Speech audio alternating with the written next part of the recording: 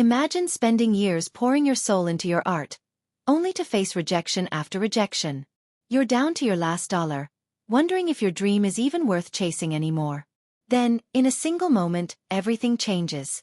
A mysterious buyer offers you a life-changing sum for your painting, only to reveal they're one of the wealthiest, most powerful people in the world. But here's the twist. They don't just want your art. They want you. If that sounds like something straight out of a movie, buckle up, because this is real life. Today, we're diving into the jaw-dropping story of a struggling artist whose life flipped overnight when a billionaire walked into her gallery, bought her painting, and then dropped a bombshell. He wanted a date. Was this a fairy tale romance in the making? A twisted power play? Or something far darker lurking beneath the surface? By the end of this video, you'll get every shocking detail. The kind of truth you won't find in the headlines. But before we get there, let's rewind to where it all began. Her name was Clara Bennett, a 28-year-old painter from Chicago who'd spent years grinding in obscurity, working late-night shifts at a diner just to afford canvas and paint. Her work was raw, emotional, the kind of art that made you feel something. But in a world obsessed with viral trends and empty fame, no one seemed to care. Until he showed up. Lucas Carter wasn't just wealthy. He was a self-made tech billionaire with a reputation for being ruthless in business and elusive in his personal life. No one knew much about him, but everyone wanted to. When he walked into that tiny gallery on a rainy Tuesday night, Clara had no idea her life was about to spiral into a whirlwind of luxury, obsession, and secrets no one saw coming. The moment he laid eyes on her painting, fragments of us, he didn't just offer to buy it. He offered 10 times the asking price.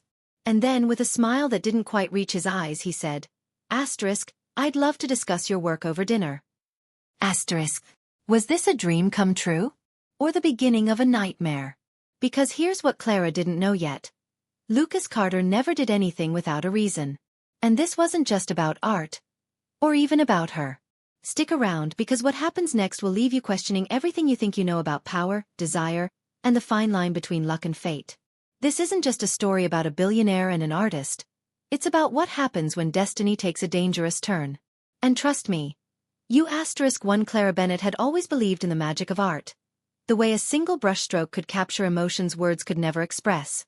But after years of rejection letters, empty gallery showings, and the crushing weight of unpaid bills, even her stubborn optimism was starting to fade. She lived in a cramped studio apartment above a laundromat, where the smell of detergent mixed with oil paint, and her most loyal companion was an old tabby cat named Picasso. Every morning, she'd wake up before dawn, work a grueling shift at the diner, then come home and paint until her fingers ached. The art world was a ruthless machine, and Clara, unknown, unconnected, and unwilling to compromise her vision, was just another cog they hadn't bothered to notice.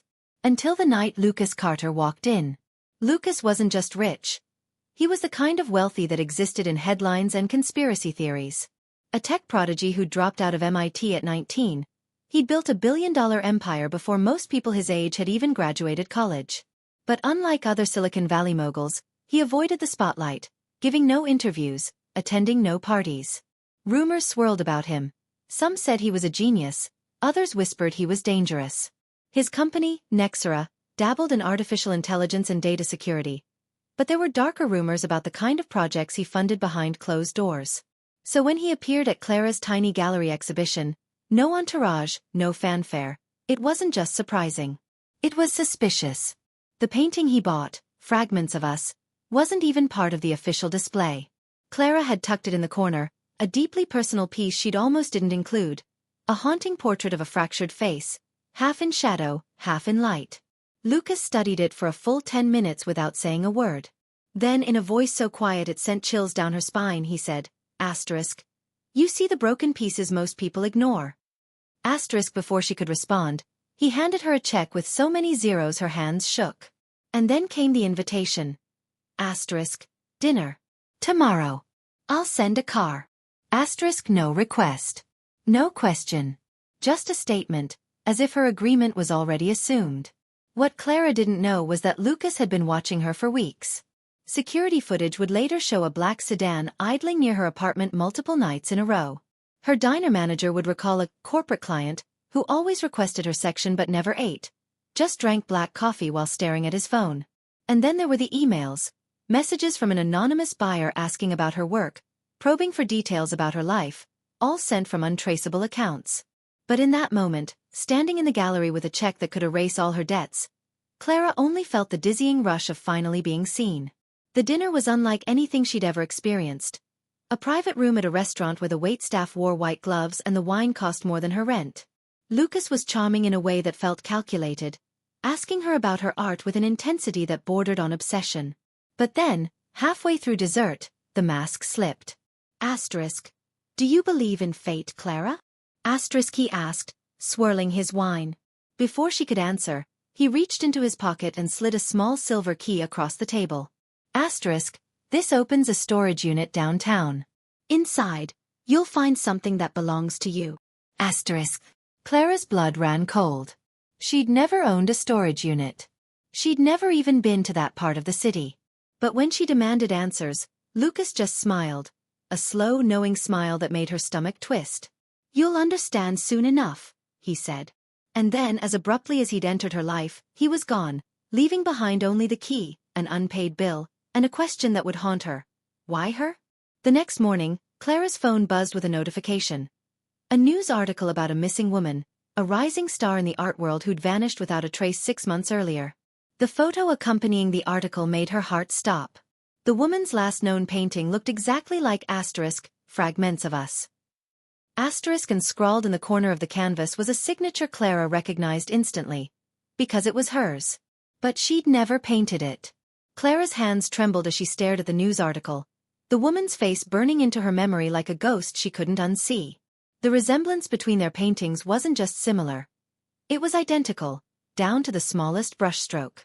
But that was impossible. She'd never met this artist, never even heard her name before. Yet here was proof staring back at her. A mirror image of her own work with a signature that looked like hers but wasn't. The article mentioned the missing woman, Elena Voss, had last been seen at a private gallery showing. One owned by a shell corporation linked to Lucas Carter's business empire. The pieces were falling into place, but the picture they formed was one Clara didn't want to believe. Driven by a mix of fear and furious curiosity, Clara took the silver key Lucas had given her and headed downtown. The storage facility was tucked away in an industrial part of the city, the kind of place where no one asked questions. The unit was small, unmarked, and when she turned the key in the lock, the door creaked open to reveal a single painting covered by a black cloth. Her breath hitched as she pulled it away. And there it was. Another version of Fragments of Us. But this one was different. The fractured face in the portrait was no longer abstract. It was Elena's, her features twisted in what looked like terror. And scrawled at the bottom, in fresh paint still slightly tacky to the touch, were the words, asterisk, you're next. Asterisk. Clara stumbled back, her pulse roaring in her ears. This wasn't just a twisted game. It was a threat. But before she could process it, her phone buzzed with a message from an unknown number. A video attachment. The footage was grainy, but she recognized Lucas immediately. He stood in what looked like a dimly lit studio, his voice eerily calm as he spoke directly to the camera. Asterisk. You're wondering why I chose you, Clara? It's because you see what others don't. Elena did too. But she made the mistake of asking too many questions. Don't be like her. Asterisk. The video cut to a shot of Elena, alive but bound to a chair, her eyes wide with panic. Then, static. The message that followed was short and chilling. Asterisk. Finish her painting. Or you'll take her place. Asterisk. The world spun around Clara. None of this made sense. Why would Lucas, a man who could buy anything, control anyone, care about her art? Unless it wasn't about the art at all. Unless it was about something far darker. She raced back to her apartment, her mind racing through every interaction, every cryptic word Lucas had said. Then she saw it. Taped to her door was a small envelope. Inside, a single Polaroid photo of her diner, taken from across the street. On the back, a time written in red ink. Asterisk, midnight. Come alone. Asterisk. Clara knew she should go to the police. But the video of Elena proved Lucas wasn't bluffing. And if there was even a chance she could save the missing artist, she had to take it. As the clock ticked toward midnight, Clara packed a bag with the only weapons she had, a pocket knife, a can of pepper spray, and the silver key, which she now suspected was some kind of sick trophy from Lucas's collection. She didn't know what awaited her at the diner, But one thing was certain. This wasn't a fairy tale. It was a trap. And Lucas had been planning it for a very long time. The diner was deserted when Clara arrived, the neon sign flickering like a dying pulse against the midnight sky. Every instinct screamed at her to run, but the image of Elena, terrified, helpless, kept her feet moving forward. The bell above the door jingled as she stepped inside, the sound absurdly cheerful in the suffocating silence. Then she saw him. Lucas sat in her usual booth, his fingers steepled under his chin, a half-empty cup of coffee steaming in front of him. He didn't smile when he saw her. Instead, his eyes gleamed with something darker, something hungry. "You came," he said, as if he'd never doubted she would.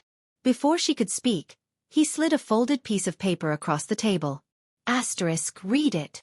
The note was written in Elena's handwriting, shaky but unmistakable. He's not what he seems. The paintings are a map. The missing pieces are in the...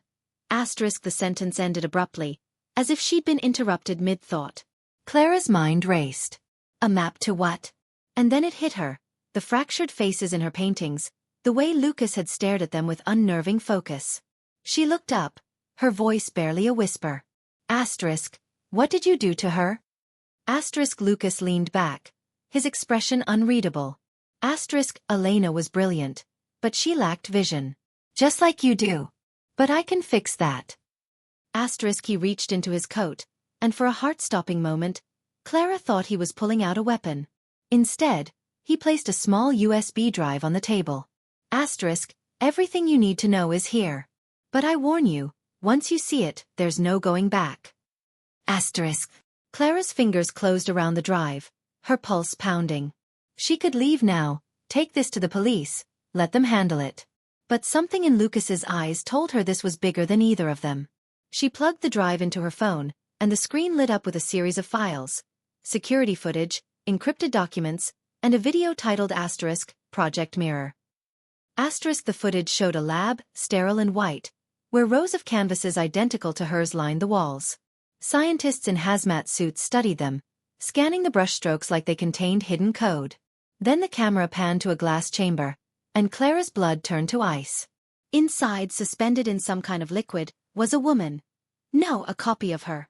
Same face, same scars, even the same paint-stained fingertips. The scientist's voiceover was calm, clinical. Subject C12's neural patterns are syncing. The transfer will be complete in 72 hours. Lucas was watching her reaction, his smile widening as the horror dawned on her. You're not the first artist I've collected, Clara. But you might be the last. Your mind, the way you see the world, it's the key to perfecting them. Them? Clara choked out. The clones, he said simply, as if discussing the weather. Elena figured it out too late. She tried to expose me, so I had to replace her. But you're different. I want you to join me. He reached for her hand, his touch cold. Imagine it. Your art, immortalized in 1,000 perfect copies. No more rejection. No more struggle. Just legacy. For a moment, the offer hung in the air, seductive and grotesque. Then Clara did the one thing Lucas hadn't anticipated. She laughed. A raw, broken sound. You're right, she said, yanking her hand away. I do see what others don't. Like how your perfect copies always fail. She pulled up the last file on the drive, a grainy close-up of Elena's clone twitching on a lab table, its skin peeling away like wet paper. That's why you need real artists. Because without a soul, your experiments are just empty shells. Lucas's mask slipped then, his rage flashing like a blade. You'll regret this, he hissed. But Clara was already moving, hurling her coffee in his face as she bolted for the door. She ran until her lungs burned, the USB drive clutched like a lifeline in her fist. The next morning, the headlines exploded. Tech billionaire's illegal cloning lab exposed by local artist. Lucas vanished, his empire crumbling in a storm of lawsuits and scandal. Elena was found alive but broken in a remote facility, her memories scrambled.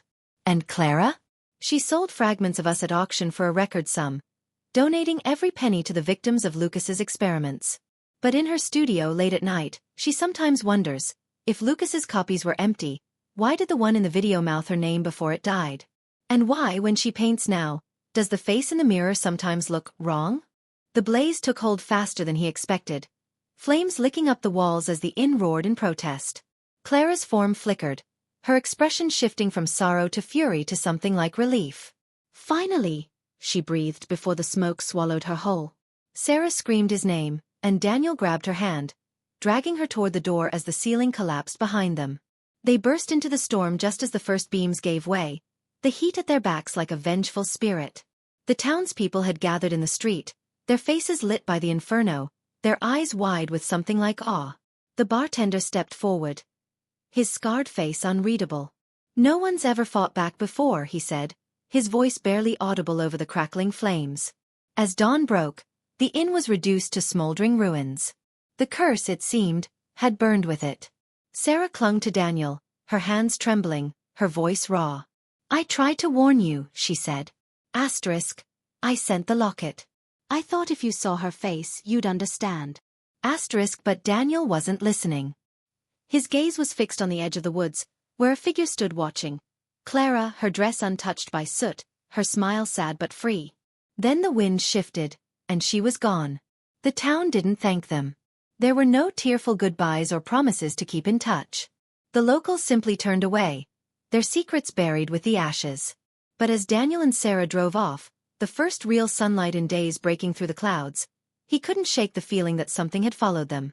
In the rearview mirror, just for a second, he thought he saw a shadow in the back seat, a familiar shape, humming a tune he'd heard before. Then the radio crackled to life, playing a song that hadn't been written yet, and he knew. The inn was gone.